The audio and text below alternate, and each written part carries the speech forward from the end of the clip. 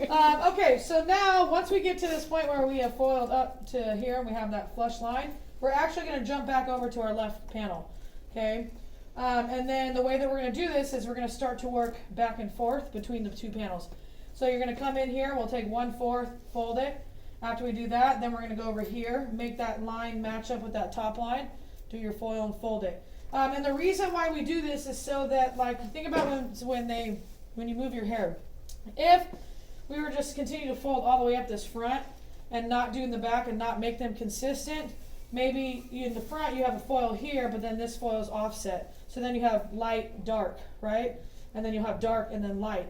So when that movement happens within the hair, you're going to see dark spots, and it's actually going to make the highlight look like it's like striped, almost like tiger stripes, so it doesn't look good. So the point of that is to have fluidity between the front and the back in that movement area, okay? So I'll show you a couple here side by side. You guys, this is that one I was telling you in the back right here on these two triangles. It gets really easy to go diagonal because a lot of times people just want to go like this. But we have to remember that the head is round, so we have to section and round with that head, okay? So when we come here, I'm not just going to come straight back to me. I'm going to take my comb, the tail of it, and I'm going to actually round it with the head shape. Do you guys see that? Okay, that's, even though it might seem like it's going round, technically it is horizontal, because if you were to take your comb and go like this, it stays even, right? Because if we just pull back, that's when a lot of times you're going to start seeing it go diagonal.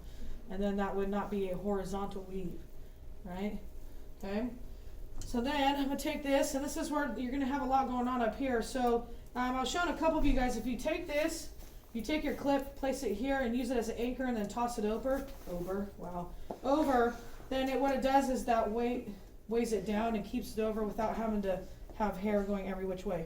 Because we also want to avoid having hair in our face. Because imagine being in the chair doing highlights and you have all kinds of hair in the face, right? It's not going to work out. Okay, so you come in here, taking that section all the way through. Now, and the reason why we start in the back section too is because we're working on our dominant side. If we were to foil this one first, and because we section from this way, if we accidentally grab the hair, it could pull it out of the foil and then make the foil fall. So if we foil this one first, then when we go to section this one, we're coming here and it won't snag something that we've already foiled. Okay. Did I cut that in half? I did. Okay. Or slice it. Do your little weave.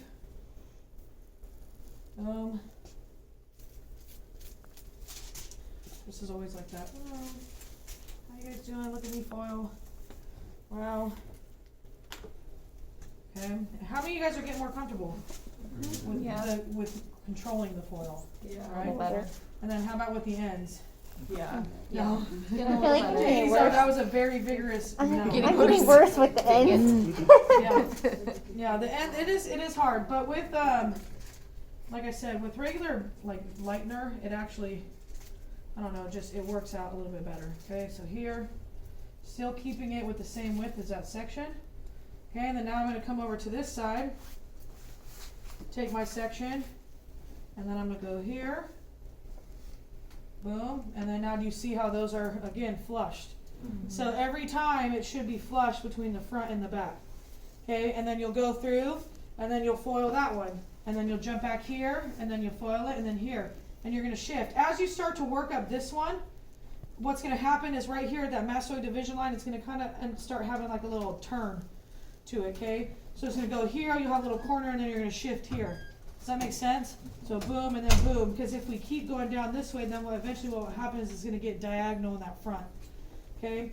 You're going to keep doing that back and forth until you get to this point, because obviously we're going to run out of hair here before we run out of hair in the front, right? So once you get here, you'll stop, you'll do this one, and then from there you're just going to fold right up to that center division line. Cool? Okay. All right, let's get it.